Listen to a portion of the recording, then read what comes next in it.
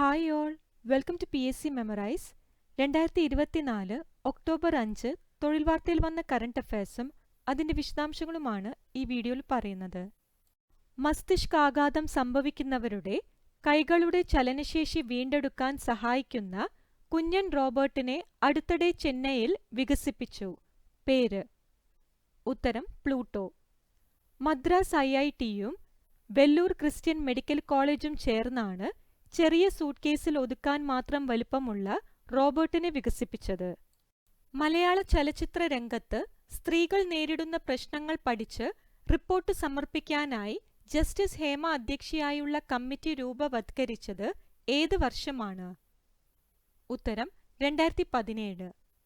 കേരള ഹൈക്കോടതി മുൻ judge K Hema അധ്യക്ഷയായ സമിതിയിൽ നടി ശാരദ, മുൻ IAS ഉദ്യോഗസ്ഥയായ KB വത്സലകുമാരി എന്നിവരായിരുന്നു അംഗങ്ങൾ. 2019 ഡിസംബർ 31 കമ്മിറ്റി സംസ്ഥാന സർക്കാരിന് റിപ്പോർട്ട് സമർപ്പിച്ചുവെങ്കിലും 2024 ഓഗസ്റ്റ് 19 വ്യക്തികളുടെ മൊഴികളും സ്വകാര്യതയും സംരക്ഷിച്ച് റിപ്പോർട്ടിന്റെ 233 പേജുകൾ പുറത്തുവിട്ടത്. UN-ലെ ഇന്ത്യയുടെ സ്ഥിരം പ്രതിനിധിയായി നിയമിതനായത്? ഉത്തരം പർവതനേനി ഹരീഷ്. രുചിര കാംബോജ് വിരമിച്ച ഒഴിവിലാണ് നിയമനം. UN-ലെ ഇന്ത്യയുടെ 24ാമത്തെ സ്ഥിരം പ്രതിനിധിയാണ്. ജർമ്മനിയിലെ ഇന്ത്യൻ സ്ഥാനപതിയായി പ്രവർത്തിച്ചു വരികയായിരുന്നു. 1990 IFS ബാച്ചുകാരനായ ഹരീഷ്. മധ്യപ്രദേശ് സർക്കാരിന്റെ 2023 ദേശീയ ലതാ മങ്കേഷ്കർ പുരസ്കാരം നേടിയ മലയാളി ഗായിക? ഉത്തരം KS ചിത്ര. ഉത്തം സിംഗ് ആണ് 2022 ജേതാവ്. 2 ലക്ഷം രൂപയും ഫലകവും അടങ്ങുന്നതാണ് പുരസ്കാരം. അടുത്തിടെ അന്തരിച്ച മരിയ ബ്രന്യാസ് എങ്ങനെയാണ് വാർത്താപ്രാധാന്യം നേടിയത്? ഉത്തരം ലോകത്തെ ഏറ്റവും പ്രായമുള്ള വ്യക്തി എന്ന നിലയിൽ. 1907 US-ൽ ജനിച്ച ബ്രന്യാസ് 117-ാം വയസ്സിൽ സ്പെയിനിൽ വെച്ചാണ് അന്തരിച്ചത്.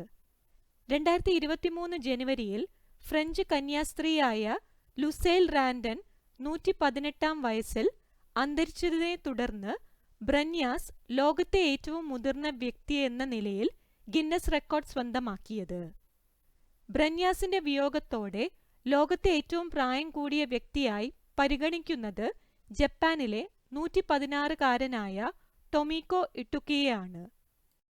കൊൽക്കത്തയിലെ ആർജിക്കർ മെഡിക്കൽ കോളേജിൽ PG ഡോക്ടർ പീഡനത്തിനിരയായി കൊല്ലപ്പെട്ടതിനെ തുടർന്ന് ആരോഗ്യ പ്രവർത്തകരുടെ സുരക്ഷ ഉറപ്പാക്കാനുള്ള നിർദ്ദേശങ്ങൾ സമർപ്പിക്കാനായി സുപ്രീം കോടതി നിയോഗിച്ച ദേശീയ കർമ്മസമിതിയുടെ അധ്യക്ഷ?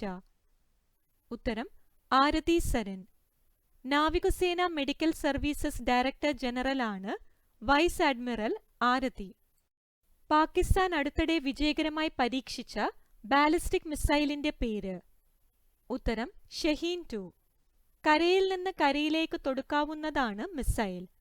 400 കിലോമീറ്റർ ദൂരപരിധിയുള്ള ഫതാഹ് 2 റോക്കറ്റ് മേയിൽ പാകിസ്ഥാൻ പരീക്ഷിച്ചിരുന്നു. കേരളത്തിന്റെ ലോകായുക്തയായി ചുമതലയേറ്റത്? ഉത്തരം ജസ്റ്റിസ് N അനിൽകുമാർ. കേരള ഹൈക്കോടതി മുൻ ജഡ്ജിയാണ് കിളിമാനൂർ സ്വദേശിയായ അനിൽകുമാർ. ജസ്റ്റിസുമാരായ PC Balakrishna Menon, K Sreedharan, MA Parith Pillai, Pius C Kuriakose, Cyriac Joseph എന്നിവർക്കു ശേഷമുള്ള 6ാമത്തെ ലോകായുക്തയാണ്. ദക്ഷിണേന്ത്യയിലെ ആദ്യത്തെ ഭൂഗർഭ ഹൈടെക് മാർക്കറ്റ് പ്രവർത്തനം ആരംഭിച്ചത് എവിടെയാണ്? ഉത്തരം ബംഗളൂരുവിൽ. വിജയനഗർ മെട്രോ സ്റ്റേഷൻ സമീപമുള്ള മാർക്കറ്റിന്റെ പേര് കൃഷ്ണദേവരായ പാലിക്കെ ബസാർ. 16-ാം നൂറ്റാണ്ടിലെ വിജയനഗര രാജാവാണ് കൃഷ്ണദേവരായർ. ഡൽഹിയിലെ പാലിക്കെ ബസാറിന്റെ മാതൃകയിൽ തെരുവു കച്ചവടക്കാർക്ക് പ്രത്യേകം സ്ഥലം ഒരുക്കി വ്യാപാരത്തിന് സൗകര്യം ഏർപ്പെടുത്തിയ ബസാറിന് കർണാടക സർക്കാർ 13 കോടി രൂപയാണ് ചെലവഴിച്ചത്. സംസ്ഥാനത്തെ എത്രാമത്തെ ചീഫ് സെക്രട്ടറിയാണ് ശാരദാ മുരളീധരൻ? ഉത്തരം 49ാമത്. ഭർത്താവ് കൂടിയായ ഡോക്ടർ V വേണു വിരമിച്ച ഒഴിവിലാണ് തിരുവനന്തപുരം തൈക്കാട് സ്വദേശിയായ ശാരദാ മുരളീധരന്റെ നിയമനം. 2025 ഏപ്രിൽ വരെ കാലാവധിയുണ്ട്. സംസ്ഥാനത്ത് ചീഫ് സെക്രട്ടറി പദവി വഹിക്കുന്ന 5ാമത്തെ വനിതയാണ്. പത്മ രാമചന്ദ്രൻ, ലിസി ജേക്കബ്, നീല ഗംഗാധരൻ, നളിനി നെറ്റോ എന്നിവരാണ് മുൻഗാമികളായ വനിതാ ചീഫ് സെക്രട്ടറിമാർ. ഭർത്താവിന്റെ പിൻഗാമിയായി ഭാര്യ ഈ പദവി ഏറ്റെടുക്കുന്നത് കേരളത്തിൽ ആദ്യമാണ്. കേന്ദ്ര സഹമന്ത്രി ജോർജ് കുര്യൻ ഏത് സംസ്ഥാനത്ത് നിന്നാണ് എതിരില്ലാതെ രാജ്യസഭയിലേക്ക് തിരഞ്ഞെടുക്കപ്പെട്ടത്? ഉത്തരം മധ്യപ്രദേശ്. ന്യൂനപക്ഷ ഫിഷറീസ്, മൃഗസംരക്ഷണ, ക്ഷീരവികസന വകുപ്പുകളുടെ കേന്ദ്ര സഹമന്ത്രിയാണ്. ഏതു രാജ്യത്താണ് പാർലമെന്റിലെ എലികളെ തുരത്താൻ ബഡ്ജറ്റിൽ 12 ലക്ഷം രൂപ നീക്കിവെച്ചത്? ഉത്തരം പാകിസ്ഥാൻ. ഇന്ത്യൻ മഹാസമുദ്രത്തിന്റെ അടിത്തട്ടിൽ കണ്ടെത്തിയ പർവ്വതങ്ങൾക്ക് ഇന്ത്യ അടുത്തിടെ ഔദ്യോഗികമായി നൽകിയ പേരുകൾ. ഉത്തരം Ashoka seamount, Chandragupta ridge, Kalpataru ridge. Russian ഗവേഷണ കപ്പലായ അക്കാദമിക് നിക്കോളായ് സ്ട്രോക്കോവിന്റെ സഹായത്തോടെ ഇന്ത്യൻ ഗവേഷണ സംഘം 2012 അശോക സീ മൗണ്ട് കണ്ടെത്തിയത്. 180 ചതുരശ്ര കിലോമീറ്റർ ആണ് ഓവൽ ആകൃതിയിലുള്ള ഈ പർവ്വതത്തിന്റെ വിസ്തൃതി. 2012 ഇതേ സംഘം കണ്ടെത്തിയ കൽപ്പതരു റിഡ്ജിന്റെ വിസ്തൃതി 430 ചതുരശ്ര കിലോമീറ്റർ ആണ്.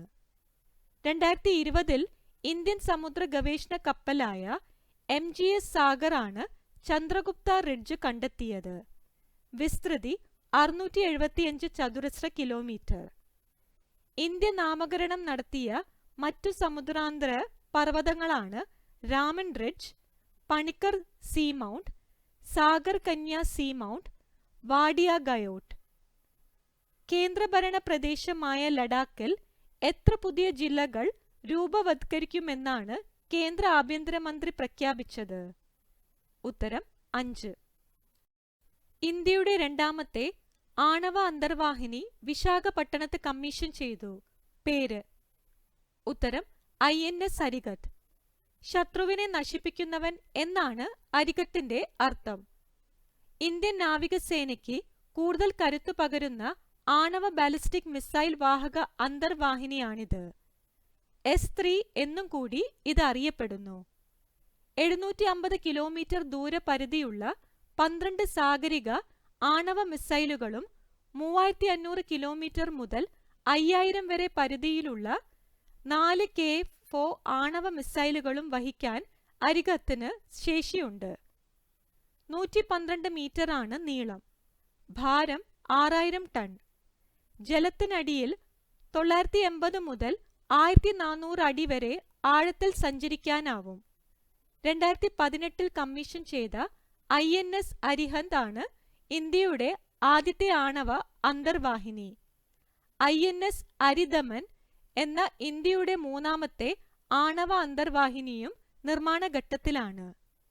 ഇതോടെ ഈ വീഡിയോയിൽ ഉൾപ്പെടുത്തിയ പോയിന്റ്സ് ഒക്കെ ഡിസ്കസ് ചെയ്തിരിക്കുന്നു. ബാക്കിയുള്ള പോയിന്റ്സ് അടുത്ത വീഡിയോയിൽ ഉൾപ്പെടുത്താം.